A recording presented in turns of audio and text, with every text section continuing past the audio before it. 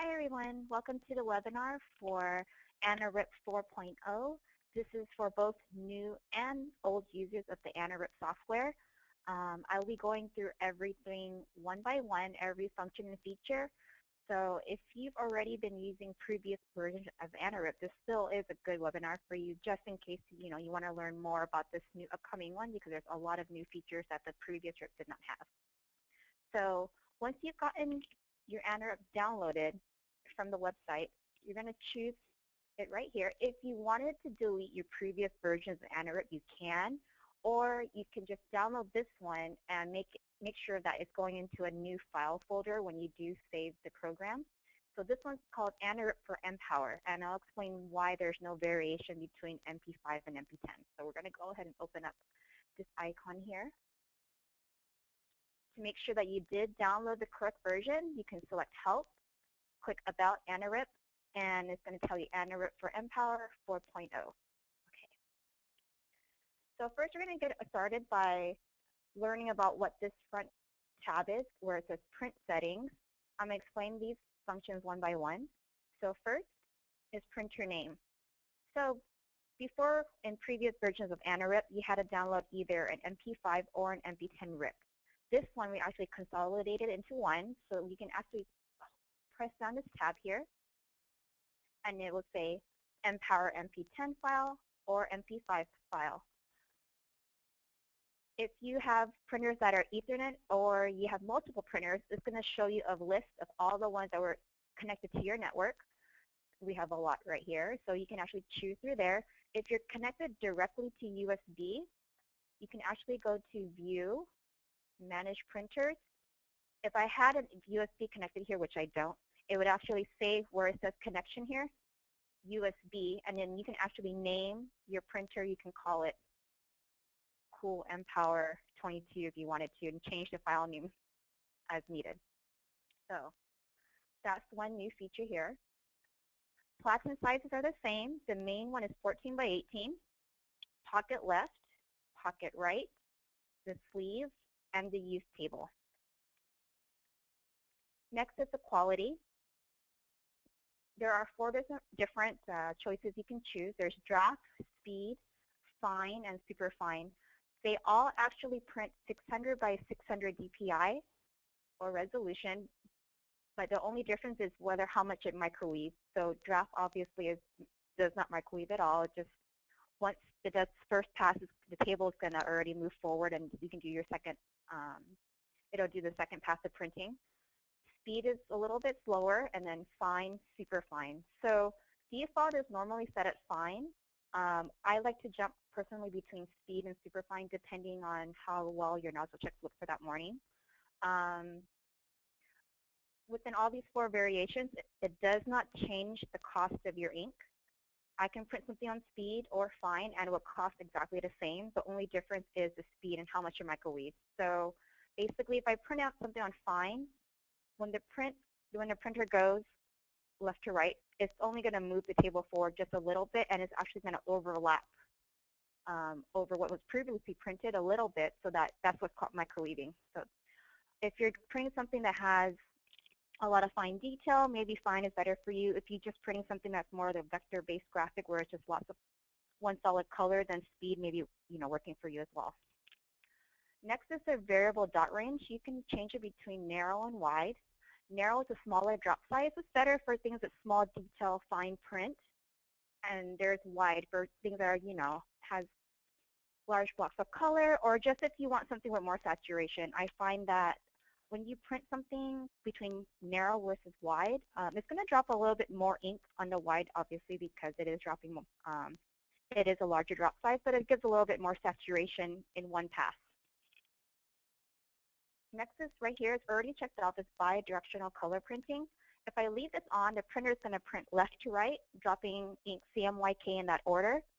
When it prints right to left, it's going to go backwards, so it's going to be KYMC. When you're printing something lots of detail or photos, you're not going to see a difference, and that's why the printer is able to print at the speed that it is. If you're printing something that's more vectorized, where it's just solid colors, you may want to uncheck this and print unidirectional, because it'll help avoid something that we call color banding. So instead of just printing, left to right and then right to left, it's only going to print left to right and then back, and print is going to go back over and print left to right again. It helps prevent the color shift. So if you experience that, then you're going to know, what you have to do in that respect. So sizing and positioning is next. I'm going to go ahead and drop this graphic here. So you can either do things calculated here with the actual numbers, or you can pull and drag. I personally just like to, know what my actual sizing and ratios are, so I kind of just scale it by the numbers right here. So you can go back to 100%. You have to push apply every time you do make a change. This checkbox here keeps the aspect ratio so things don't get distorted. Like if I uncheck this and I put 150, it's going to distort the image. So make sure this is checked if you want to make sure that this stays within the same aspect ratio. Sizing, you can change it actual by size. If a customer says, I want it exactly 11 inches, great. Okay, so you can go ahead and put 11 inches here, apply, and it turns it 11 inches. Positioning here, this is horizontally and this is vertically. Normally, most people print 1.5 inches from the top, so you can change it here, 1.5, apply. If for some reason they wanted it off center, you can go ahead and put 2 inches here and I'll move it there. Rotation, so this is going to move counterclockwise, clockwise. This will center it horizontally. This will center it back in the middle vertically. So whatever works best for you, you can go ahead and do that for your sizing and positioning. One thing that when you drop in the graphic, this is a change from previous versions, is that when you drop a graphic in, it's going to automatically show you true view.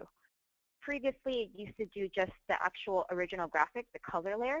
So if I change this textile color here, let's just say a yellow shirt. On true view, it's going to show you what's your most likely looking outcome without white underbase on a yellow shirt. So you can see the tones in her skin are more yellowish. If I change this to blue, you can see that happen here too. So that's true view. If you change to the color layer, it's going to give you the original graphic, so you wouldn't exactly really know what it's going to look like once it blends in with your shirt color. There's a checkbox here for Enable ICC Preview. You'll see it better when I make it a white shirt. If you look, the image kind of desaturated a bit. It's kind of giving you a more realistic outcome of what your graphic will look like after all the profiles. If it seems extremely desaturated, don't panic. I've come to learn that even though this is a guide, when you do your actual print and you do a lot of your settings correctly, it actually becomes more saturated than what this looks like. So it's up to you if you want to work in this actual preview or not. I personally don't, but this is kind of your personal preference. Okay, so we're going to go next to color adjustments, which is the next tab after print settings. Right here, there's only one built-in RGB profile, so leave that as is. Now this is a little bit different. For new users, I'm just going to explain to you one by one what all of these 4 different rendering intents mean. If you're a previous user of AnaRip, this is all completely new to you as well. So I'm going to explain all of these one by one. So there are 4 different rendering intents now: perceptual, saturation, relative colorimetric, and absolute colorimetric. I'm going to give you the actual definition of these, and then with this graphic I'm showing you right now, I'm going to give you basically a realistic example of what these rendering intents will give you as an outcome. So let's just imagine first that you have a photograph of this red dress with a flash. The red is obviously looking very saturated, so the camera has photographed all the subtle differences of the red tones and different shadings of the drape. So in perceptual mode, the actual definition is perceptual is preserving some relationship between out-of-gamut colors. Although it may change the color accuracy of in-gamut colors, perceptual rendering sometimes makes certain images look better when printed or converted to the CMYK color space. So this conversion mode tries to keep all of the drapes of the dress. So it will print all shades of red, but with less saturated colors. It helps with photorealism in showing all color tones and details, and it's best for printing photographic images. The next one here is saturation. Saturation rendering intent tries to preserve saturated colors, and is most useful when trying to retain color purity when converting into a larger color space. It is not usually recommended for digital photo images since it doesn't attempt to maintain the color realism. So in this scenario, the dress will come out extremely vibrant, but you're going to lose all the shadows and tones in the folds and drapes of the dress. So this mode is best for vector graphics and logos. Relative colorimetric maintains the color accuracy of in-gamete colors, although it clips out of gamete colors. Most color conversions and prints use this rendering intent. So in this scenario, again, all these reds will unfortunately print the same red. The dress is going to lose a big chunk of the subtle differences of the drapes, so the photo will look extremely flat. There's no tones, no depth, anything. Absolute colorimetric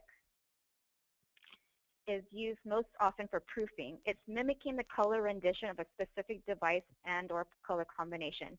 It's very similar to relative colorimetric, but it actually clips out even more colors. So if you thought relative is flat, then absolutely be even more flat.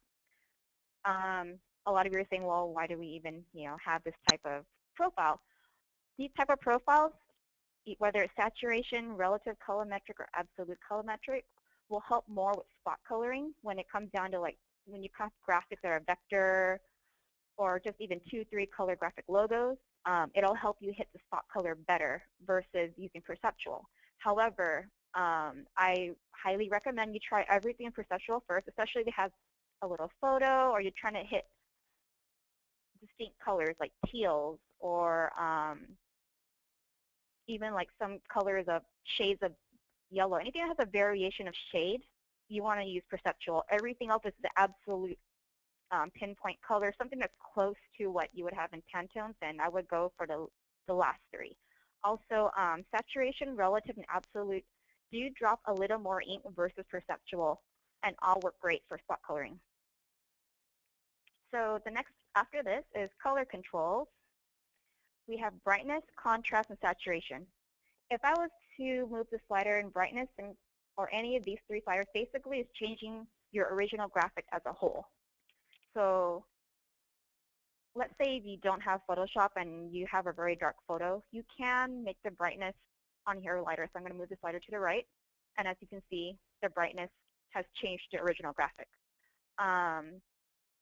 So even contrast here, let's reset this back to 0.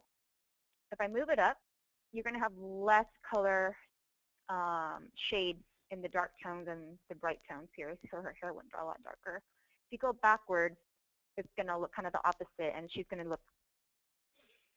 miss a lot of the black tones, so things will be a lot less black. I do recommend if you do have Photoshop or Photoshop Elements or that type of software to go ahead and do auto contrasting or auto levels on Photoshop first before putting it into the script software, because remember, this software is not a design suite. It's a RIP program. Saturation, I personally like to always move this up a little bit just to give a little bit more reddish or yellow tones in certain images. I normally put it between 10 and 12, but some images you can do it up to 30 if you have something that you want to show more richer yellow or red tones. So if I want to bump this up to like 30, let's say, 30. It's a subtle change, but her dress brightened a bit. Let me do that again just in case you missed it. So you can actually put the numbers here too instead of using a slider. Okay, so those are the color controls. I'll get to the transparency later when we do a dark garment. So let's go ahead and print out this graphic. So I go ahead and push this print button right here. Do you want to save your design first? If you wanted to save your design, you can. It saves actually as an adjustment file. It's a .adg file for adjustment. Basically what that does, it saves your settings. So you would be able to reopen or drop down that icon that if I save the design into AnaRip, and it would save all the settings, the one that you previously had just done for this graphic. So I can say yes, so let's just go ahead and say yes. So yes, I want to save it as. And so I can save this as red dress template and save, so that now if I really wanted to, I can drop that back into AnaRip, and then the settings that I had previously done will reappear. The only thing that you have to be careful about is that if you were to re-pull in settings, your image has to have the same source address as it originally did when you first ripped the graphic. So if you pulled the graphic from a thumb drive and you removed it from the computer and you tried to drop the adjustment file, even though it shows the photo, it's not going to be able to find the originating source graphic address. So then when you try to rip it, it's going to give you an error. To avoid that, you can, create a folder onto your desktop where it's like, pre-ripped images, etc., however you want to name it, and pull images only from that.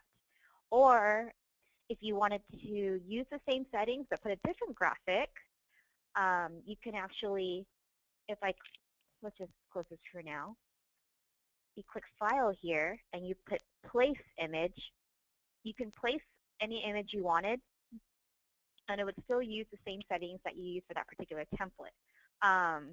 If you were just to drop in a graphic, it actually resets the entire RIP software, and you're starting from ground zero. So it kind of depends, what you want to do. So some people actually save a template, maybe like, speed wide, brightness 0, contrast 0, and saturation plus 30.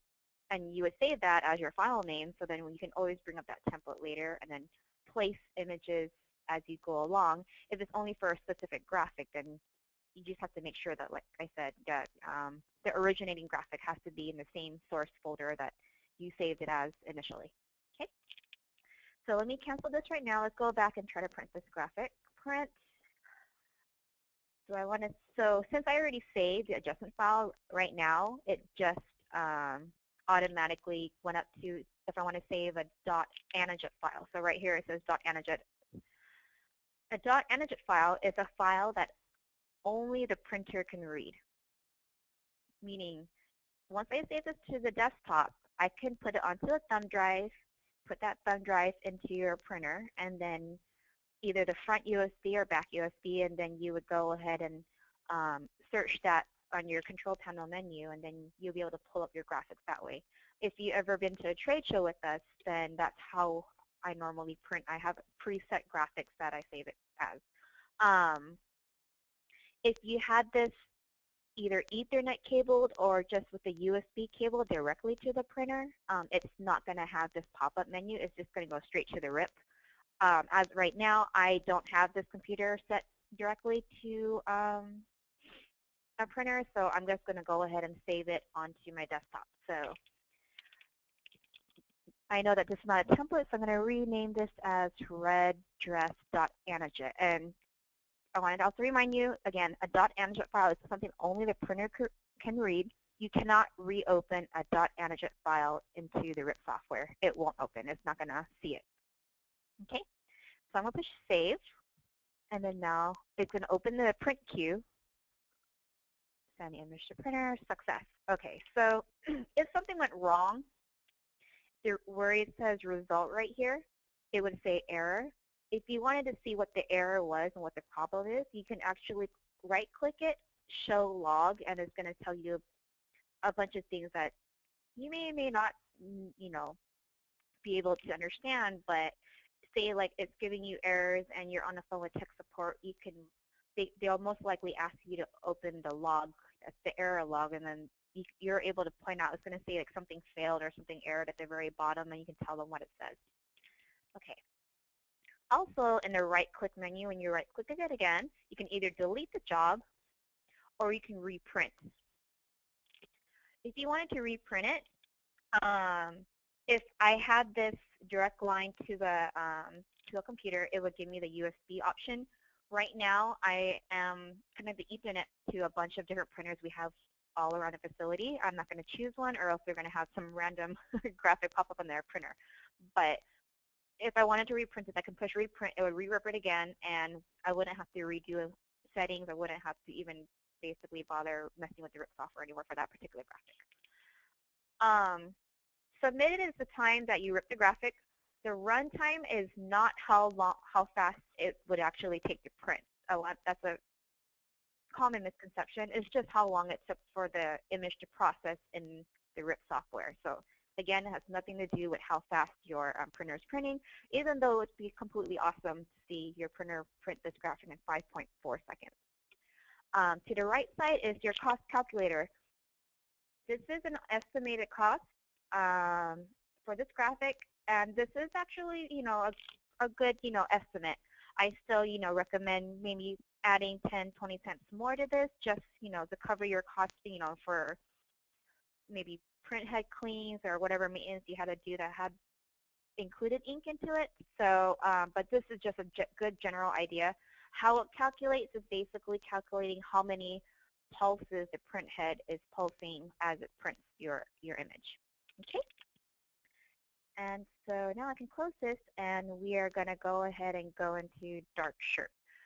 Okay, now I'm going to go ahead and drop in another graphic for a dark shirt. So I'm going to look for a graphic here.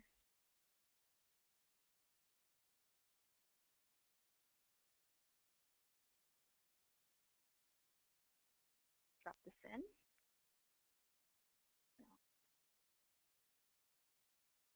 Okay. Okay, right now I just dropped a graphic. It's obviously made for a dark shirt because of the black background. So first, what I want to do is go ahead and go to the white ink tab right here, and I'm going to enable the white underbase. So right now you're still looking at true view, so I'm going to go ahead up here. You can change your views. I'm going to click the last one, color underbase and true view. So the first image you're looking at on your left side is the original graphic. The middle is your white underbase default settings, and the right is your final outcome. Okay. I'm not sure if you can see, if you look closely, you can see kind of a very light square box around the pocket watch in the middle graphic. That's because it's still trying to print white underbase. So I'm going to show you how to remove that. We're going to go back to color adjustments. The last section of the control says transparency. So image background is already set transparency. I'm going to choose select color. Once you select color, it's going to, you have an eyedropper tool here, so you can choose what area you want to choose. I'm going to choose the darkest area. So now you see how the grid lines kind of show up behind the pocket watch. It's not very clear yet. You can still kind of see specks because not everything was taken out. So what you can do to resolve that is where it says color tolerance, move the slider all the way to the right. I normally always put it at 10. And so now everything is completely transparent. So that's removed. So now once that removes, you know now it's not going to print white ink, and it's also not going to print black ink. This works for almost all photos. There's some that may or may not work with, just because you might need to remove the black background, but not something that's inside the image. You can do something called border color. Boy, it's going to go back. If I put the eyedropper tool, it's going to remove the color, whatever's consecutively touching it. So anything that's inside the pocket watch right here in the ring right here is still going to print black ink. So in this case, the border color didn't work because, I want everything transparent. So I'm going to go back and select color, remove all background. Okay, so now I'm going to go into the white ink control. So right now, the enable white underbase is checked, which means that it's going to print white ink on the first pass. Content base, right now is checked. So basically, when you look at all three views, you can see a slight variation in the colors. Maybe this is not the best graphic to show you. Let me go ahead and drop in another graphic.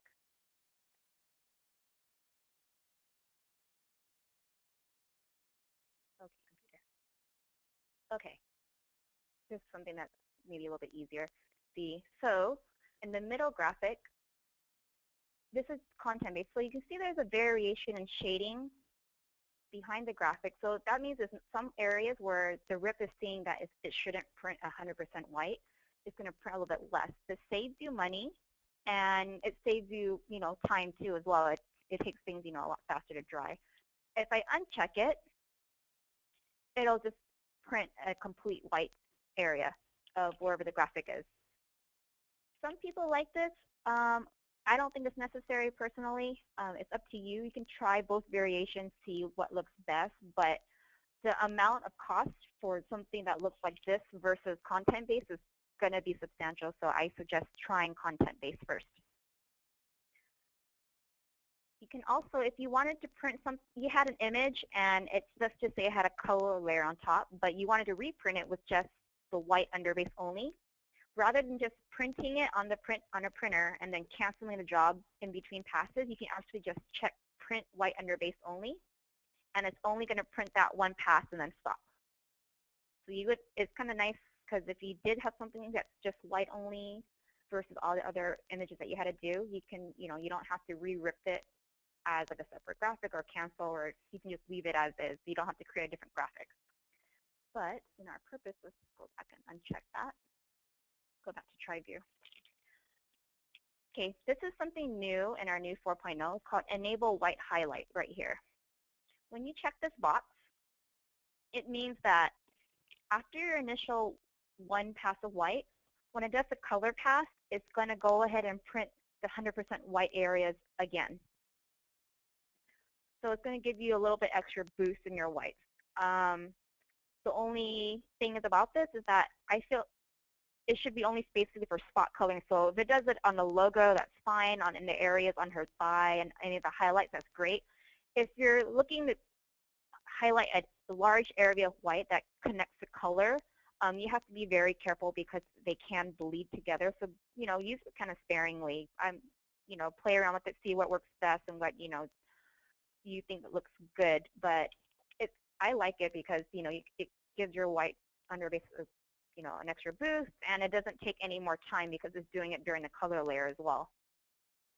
One thing to note about this is that the highlight does not print the same quality and dot range as the underbase settings. It actually is going to follow whatever you put right here on your print settings for the color. So if I have this on fine wide for the color settings, that's what the highlight is going to print as. So you have to be very careful. If you printed fine wide for the color, it's going to print fine wide on top of your white layer. So it can get a little crazy and a little bit too much white. So just be aware of that. You can actually change the quality from draft to fine. I personally don't see a reason why you should ever use draft mode for white underbase. I mean, you possibly for maybe a foil setting, because foil settings don't need as much white. So you can definitely, test it out and use it with foil. So I'm going to leave it here on fine. Dot range is either narrow or wide. I know that some people like to print on narrow just because it's default and it works great. A lot of people who want extra white just in one pass, they like to use fine wide, but just remember it's dropping a lot more white at one time. If you're using power bright white, it'll take a lot longer to dry for you to even do your color pass if you use the wide drop setting. If you're using spectrum white ink, it'll actually dry in half the time if you're using wide setting. So depending what works best for you and which one you like better, that's how you're going to basically choose what dot range you're going to use for your white ink. You do have an option to check bidirectional or unidirectional for the white ink. I've never personally done it, so I just would recommend leaving it at bidirectional. Okay, so after this, next is the underbase adjustment. If I was to move the color contrast up or down, this will affect the entire image as a whole, not as per color. So if I put this at like 100, let's say, you can see on your right side the final outcome graphic will brighten up just a little bit. I suggest, first trying printing everything at default first and moving from there, whether you are a new customer or not, and I'll explain in a little bit. I'm going to go back to default right here. Opacity contrast is great for when you're printing anything with flames like this graphic, or smoke if you have a vignette, or any type of feathering where you don't want 100% white behind those areas. So to combat that, you're going to move your slider to the left.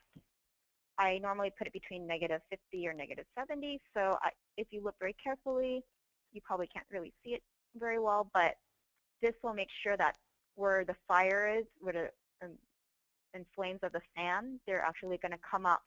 The white ink won't be 100% there. It's going to actually do a nice gradual fade, so then it'll blend in with the shirt and with the graphic. Choke basically will, sometimes when you print white ink, it expands onto the garment and it'll peek out around the edges from where the color ink. You don't really see it in images like this, but perhaps in images like with vector logos or graphics, it happens a lot more often. So you can go ahead and move the choke up to make sure that it prints the white underbase a slight millimeter smaller than the color to make sure that it covers all of the white underbase. Okay. Next are the sliders, where you can choose this little drop-down menu here of certain colors where you wish to bump up the white ink under the color. The reason why you would want to bump up the color is, the white ink underneath colors, is that this will determine how vibrant your graphic is. If you're brand new or a previous AnaRip user, I want you to print it as default settings. Why? Because in this new version of AnaRip, we've actually already bumped up the settings for you to try to give you a no-brainer print. So before, everything, if you were a previous user, was dialed back at 0, and you had to bump everything up to whatever numbers you felt that was great. So now the reds are automatically already at 30. The greens and blues are automatically at 15.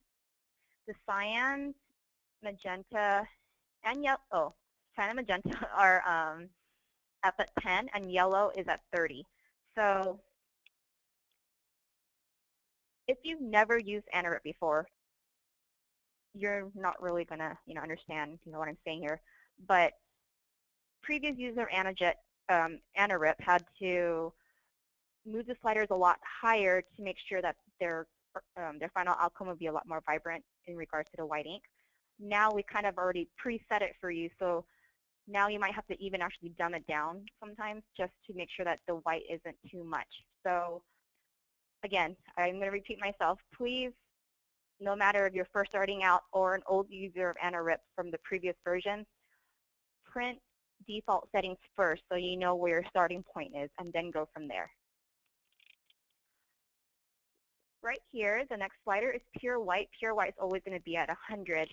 The only times where I've actually had to remove the slider down was when I printed a graphic that was completely all white, block lettering, and I was using either the Spectrum or Power Bright white ink, and I felt like I didn't need that much white because it was already pretty fine white, so I would dumb it down to like 65% to still give me a good solid white, but I had less dry time and less wait time to take the shirt off and go ahead and heat press it because I didn't put as much white ink. So that would be something that you can play around with too. Okay, so the next tab after this would be preferences. Display, you can change it from inches to centimeters, points, or millimeters, depending what works best for you, what part of the country you are from. I'm going to leave it inches for me. Grid size right now is 1 by 1 if you actually wanted to do it 2 by 2 if it was easier for you. You can go ahead and do that and then push apply, and it would change the grids right here. I personally like it 1 by 1, so I'm going to go ahead and change it back. You can remove the grid, push apply, and take it out completely, or you can also take out the rulers if you wanted to as well. So that's all up to your personal preference. So next section right here is the ink cost. Right now I have it 65 and 75, which is actually wrong. It should be 60 and 70 if you have the standard carts.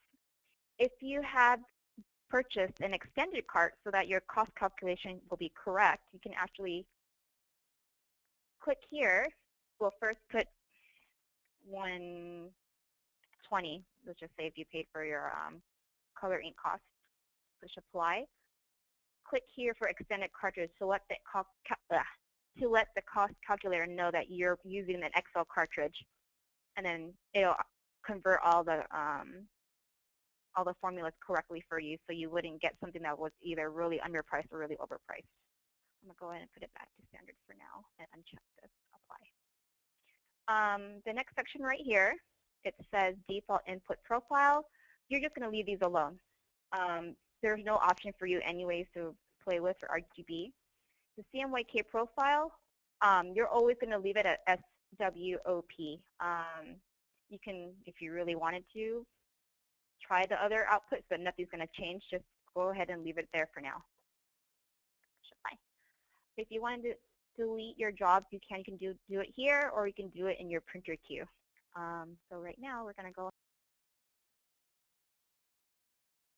Okay, so I just pushed the print button again. It's going to ask me if I want to save the design. Once again, if I want to save this template, I can. This time, I want to save the template, so I'm going to push no.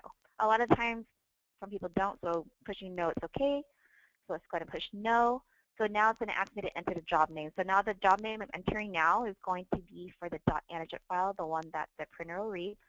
It's asking me it will ask me for this name whether I'm saving it to the Ethernet or if I'm saving it to the desktop. So once again, I'm saving it on the desktop. And this file name is Asian Girl, but okay. It's going to ask me again, see if I saved in the right folder. So I'm going to push save. And then this rip will also reopen. When you do print using whiting, it takes a little bit longer for it to rip just because it has to do the white printing first on top, and then it does the color image. So once this entire thing processes and it's successful, it's going to pop up in the bottom right about now. Great. So again, result was success. So that means it successfully ripped the graphic. This is your job name. The time it ripped, it took 20.6 seconds for it to actually rip. So once again, this is not your print time. And the cost for this image is 90 cents. I do see a majority of 10 by 12 graphics come up to be about 85 to $1. It's because, in the white ink settings, we didn't overdo the whiting because that's where the main cost can be. A lot of the trade show graphics that I do rip do come out to be of around this cost. Of course, if you're doing a giant rectangle and it's completely white, then your cost will be driven up a little bit or even a lot, just depending, how much white ink you are using. So for example, if I go back here, white ink, I bump everything, let's bump that to 100. Bump everything, or actually no, I'll make it easy. I'm going to turn off content based. So then it's going to print basically everything is solid white background. You see how everything here where it says color contrast, it grayed out. I can't adjust that no more. And I can't adjust the individual color channels anymore because it's printing a pure white. If I didn't want a pure white, right here it has this channel right here, I could drop it down, but then you wouldn't really be able to see your image. So let's just, for example, let me go ahead and print this image non-content based, meaning that it's going to print a solid white background. And I'm just doing this to show you how much the costing can change. So I'm going to push print. No. Asian Girl, full white background. I'm going to go ahead and push OK. Resave this as a .AnaRip file. It's going to rip this graphic, and then I'm going to show you how much more it's going to cost for this image.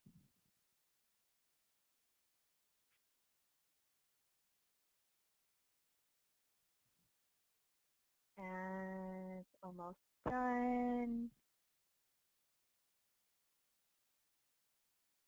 Here we go. So the cost just basically rose by $1.09.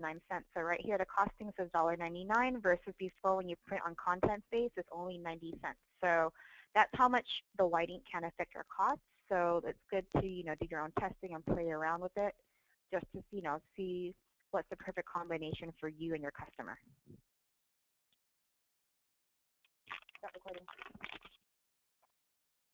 Okay, so that's everything you see here on the right-hand tool side of your AnaRip. something also we do have is if you go to View here and you manage printers, you can actually change your ink set now. So if you have an MP10 or MP5, let's say we have MP5 here, I can choose and click where it says ink set. Right now it's set to PowerBright Plus. So PowerBright Plus is the new AnaRip 4.0 color profile that was made to work with your Plus ink. If I click it, there's a drop-down menu, and I can choose PowerBright. This is actually the color profile from AnaRip 3.0.2. So if you don't like the new one that you have, if you happen to not like the colors or you're just not used to them, if you're a previous owner and you want to go back to 3.2, you can by just go ahead and ink set here and click and go back to PowerBright, and that's actually 3.0.2 profile. So the new profile is 4.0, and I can change that and then push OK. If you go to View and Manage Color, you can see here that these are the two ink sets that we have that's loaded into AnaRip. As time goes on, we'll actually be having more color profiles that you can include into your library of different color profiles. As of right now, I don't recommend adding or changing anything because you do have the ability to edit these linearizations. However, if you do feel adventurous and you decide you want to change linearization, please resave the file as a different file name so you don't mess with the default profile, because down the road, if you accidentally saved it as the default actual file, you go back saying, well, my reds don't look the same anymore. It's because maybe you changed your linearization. If that does happen, you can always call tech support, and they're going to have a library of the original profiles plus maybe new ones, and they can just resend that back to you. You can just reload it back in, and you just go ahead and add it back here into this editor right here. Profiles here. So right now we have the PowerBright and the PowerBright Plus, which was 3.0.2 and 4.0. And like I said, later down the road, tech support is going to have a larger library of different color outputs, so you can always call in and ask them to email you a new one. And that's pretty much it for the features of AnaRip 4.0. Well, that's it. Thank you so much for reviewing this webinar with me. If you have any further questions about AnaRip, you can go ahead and call our tech support at tech1@anajet.com.